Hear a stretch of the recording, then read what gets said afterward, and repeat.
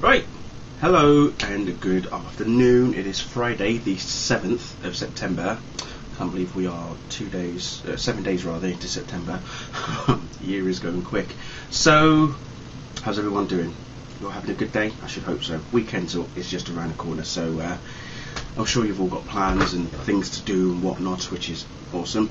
I've just got back from doing a bit more on my back tattoo. Not going to show you because it's just been done and it's painful. My back is definitely hurting, but it's still not finished because being black can actually suck at times because my skin has a known thing for it just to flare up once the needle touches my skin. So it is quite annoying, but it's all coming together. I will eventually post a final picture when it's all complete, so it could be another few weeks before that happens, but rest assured it's coming along nicely. If you follow me on Twitter, you will have seen a few pictures I've already posted regarding said tattoo. Anyway, let's crack on. I've got a few things to discuss, so this might be an epic long video again. Apologies in advance. So first of all, I just want to say, check this out. Look at what I've got today. This arrived yesterday. It is a new deluxe version of the Smallville TV series score, okay, the soundtrack, by both Mark Snow and Louis Febvre, as you can see down there. Seasons 1 to 6 by Mark, and Louis did 7 to 10 afterwards. Although I've already got the digital version is just of the first disc, okay, which is down that side. So all the tracks on this side I've already got, but all the tracks on this side are the brand new ones. These are the ones that haven't been released until now. So I haven't listened to it yet, so at least the second disc anyway. But the first disc, awesome, love it. So going to start listening to that very soon. Okay. News as well has emerged yesterday that they are planning, and this is probably a good thing now, the CW are now looking to develop a Wonder Woman TV series. Now, if that's not good news to my ears, I don't know what is. You all remember what happened last year when NBC tried to take on their version of Wonder Woman by bringing in a guy who did Ally McBeal, aka David E. Kelly, who never really understood what Wonder Woman was about. And obviously I still haven't watched the pilot that was filmed, and I'm probably glad that I didn't because I know it's horrible. I've seen the pictures as well, and we remember the costume, we remember when it was all getting done. I'd still be open to Adriana Palicki playing Wonder Woman because she looked the part basically, but she just needed a good script. And I think, oops, gosh, sorry about that, bit of a breathe there. I think that they've already got. I think the guy that they've got, who's written the script for the draft of the script so far, actually has written Wonder Woman in the past, like in terms of comic books. So this guy will obviously know who Wonder Woman is and what she's all about.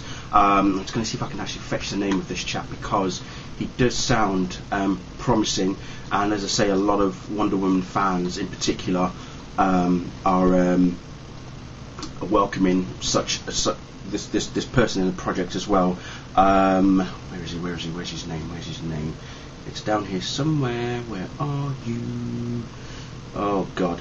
But I'm happy that it's actually the CW who are looking to develop it, because no one would know Wonder Woman like the CW, because we've obviously had Smallville, and obviously Arrow is coming out next month, of which I am epically looking forward to.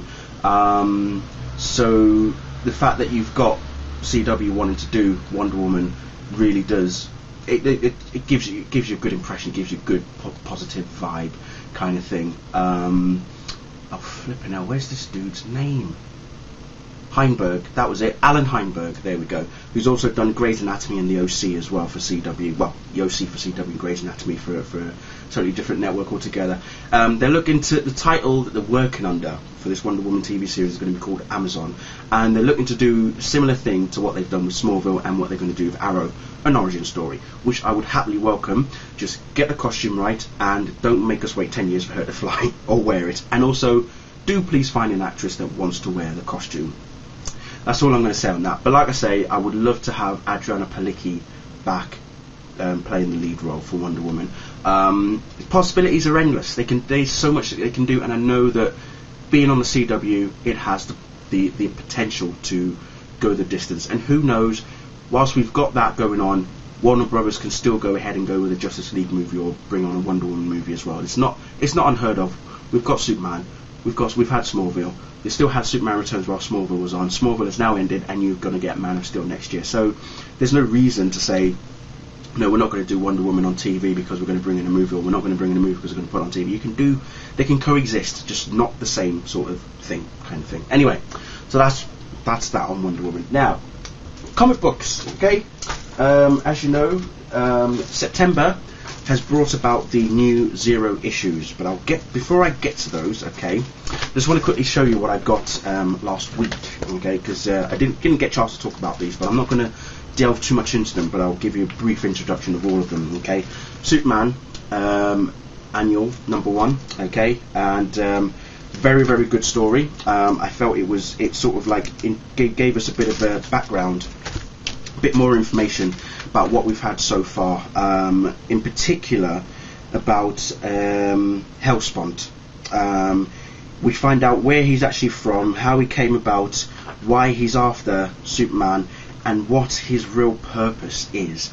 And it's not just his purpose, but even Superman as well. In some ways, he wants, like I said in my previous reviews regarding the 12 issues that I've read, he has wanted for Superman to be his like slave kind of thing. And it all comes to a head right at the end of this particular issue, this particular first annual, that really gives you an idea of what Hellspont is really up to. And even Superman at the end is thinking, really? Is that why he's here? Is that why I'm here? Has it been all for nothing? So he's obviously now starting to think his existence on Earth, has it been for nothing, or is there a bigger role for him to play that he does not know of, and Hellspont is the only one that is aware of what's going to happen? Who knows? Flash annual #1, loved it. I absolutely am loving the Flash right now, because I mean, next to, if I wasn't a Superman fan, Flash would definitely be my obsession, as I would like to call it, purely because of the fact that he can run at such high speed. It's awesome, super speed. So again, this one as well, bit of an origin as well. It's more of an origin regarding the Rogues in particular. I mean, look, you can see there from when they first started, you know. It was all about the score, is how Leonard Snart always referred it to. He was always about never killing people, but just about the score, and keeping a code of honour between the code of conduct between the Rogues themselves. But obviously, certain things occurred.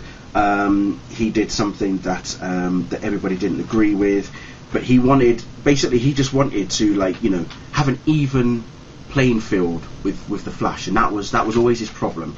Unfortunately for him, his sister Lisa felt the brunt of it, and that got him into trouble, and it turned the other Rogues against him. His sister wasn't happy with what happened. She then became this new entity called Glider.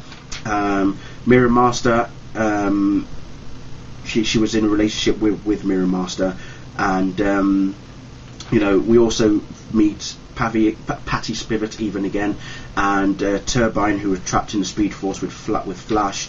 We get to the present day. You know, everything is all there. It's all, and we even look and find out, you know, Flash is trapped into the mirror world with Mirror Master and Weather Wizard, and you know, he has to then escape from there. You've got Flash and Captain Cold working together, although not everything is what it seems from that particular partnership. But again, as I say, it's just extraordinary the way that this has been done, and a greater evil pretty much descends on Central City. So never mind Flash going up against the Rogues, Gorilla Grodd has entered, and he's really hell-bent on revenge. So that was that. But as I say, epic, really good. Now this, I've been getting ready to read this. This is Phantom Lady and Doll Man. Now, I've never heard of this character before now, because I know that it's been written by Justin Gray, Jimmy Palmiotti, Kat Staggs is doing the artwork, internal artwork, and then obviously the cover itself by Amanda Connor, who has obviously worked on Power Girl beforehand as well. And a very, very interesting introduction. As I say, not really looked much into the character of Phantom Lady herself, but I did love the way that the story was done, and you just have to look at the unique work of what Kat has done. It is just extraordinary. And for those of you who know, she is working on Smallville at present, doing like the digital covers and stuff. So she is awesome. But like I say, the story itself regarding Phantom Lady, the character, is very, very unique. It's almost Huntress in some sense. I'd like to say that I would like to compare her to Huntress to a certain extent, but it is interesting, I'll say that. But how it's going to pan out over the next sort of 12 months, well, I'm definitely going to be buying this from now on, so I will be keeping an open eye for the development of Phantom Lady and Dollman. So that's that right there. Quick one for the Smallville fans, as you can see, issue number 5, the print edition, which features chapters 13, 14 and 15. Okay, we'll remember that one. Batman comes to Metropolis, and we see him in the first chapter, obviously. If you watch my Smallville reviews, you'll know where we're up to on this. Very, very good, and I don't mind. I love buying the print editions after getting the digital chapters. It is something interesting, and there's some sneak peek artworks in there as well. And again, I love the fact that even though every single print issue that they have released, they give you little info regarding episodes of the series from the TV show. So here we are, we're up to season 3, episodes 1 to 11. How awesome is that? So, it's brilliant. I think that is just an amazing touch. So there you go. So as I said, 0 issues have arrived. Okay, that means that doesn't mean that there's no issues. It means that these are issues whereby they're going to delve a bit further into certain characters' origins, certain revelations that are due to arrive, to take place, and any other things that are going to be relevant to the next 12 issues for the next year of the new 52. And I've got Action Comics. Okay, so I've got Earth 2. Alright, and I also have Phantom Stranger, and of course World's Finest. Now, every single one of these issues that I've read so far has had something unique about them, but the two that really stick together are obviously Earth 2 and World's Finest, because obviously Supergirl and Robin of Earth 2 are from, Supergirl's cousin, as you know, is Superman, Robin's dad is Batman, and her mum is Catwoman. And it's just amazing to see how in both of these issues they are sort of intertwined to an extent, but this is the one that really tugs at the heartstrings. I'll tell you that right now. That's all I'm going to say. If you haven't read it, please go and get it, because it really does tug at the heartstrings.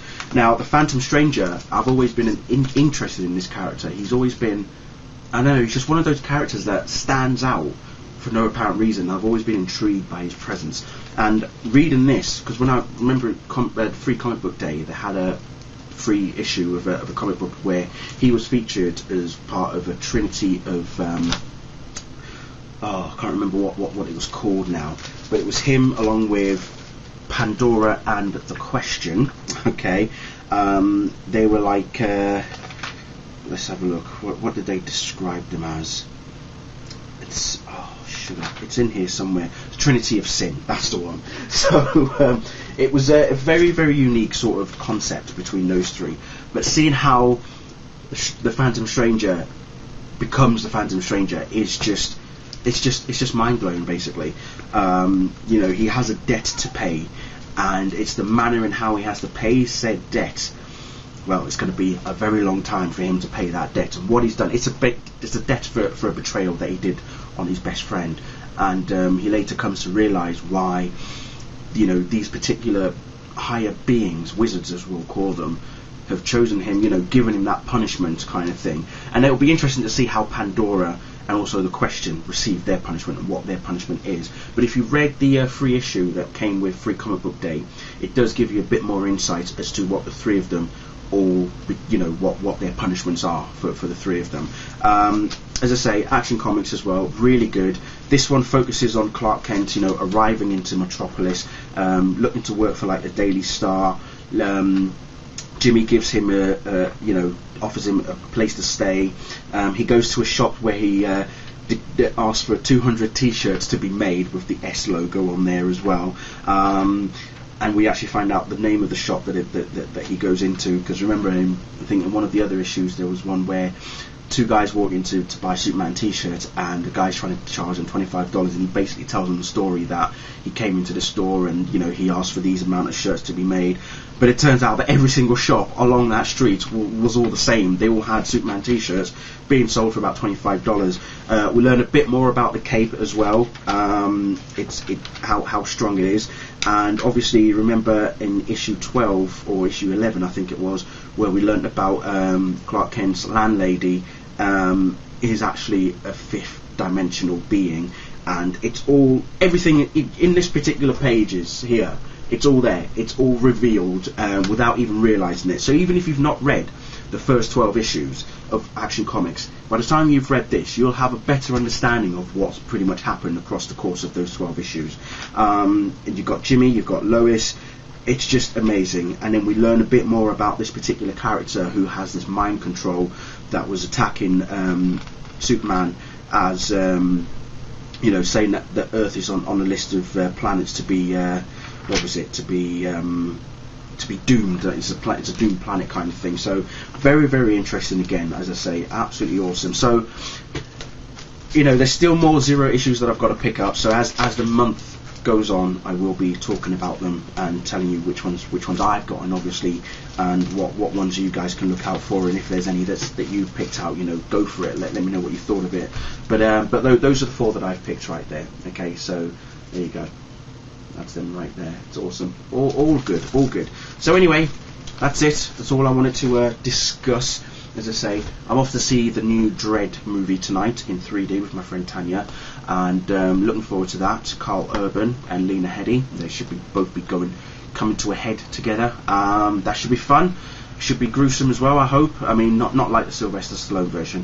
While I will say that a lot of people weren't happy about it because obviously he took his helmet off, you have to admit he still had the mouth for it. You can't deny that. Sylvester Stallone had the right look to say the least. But yeah, he took off his helmet, so a lot of fans were happy about it. But never mind. Anyway, enjoy your Friday, children. Have a good time, and I'll see you all later. Bye.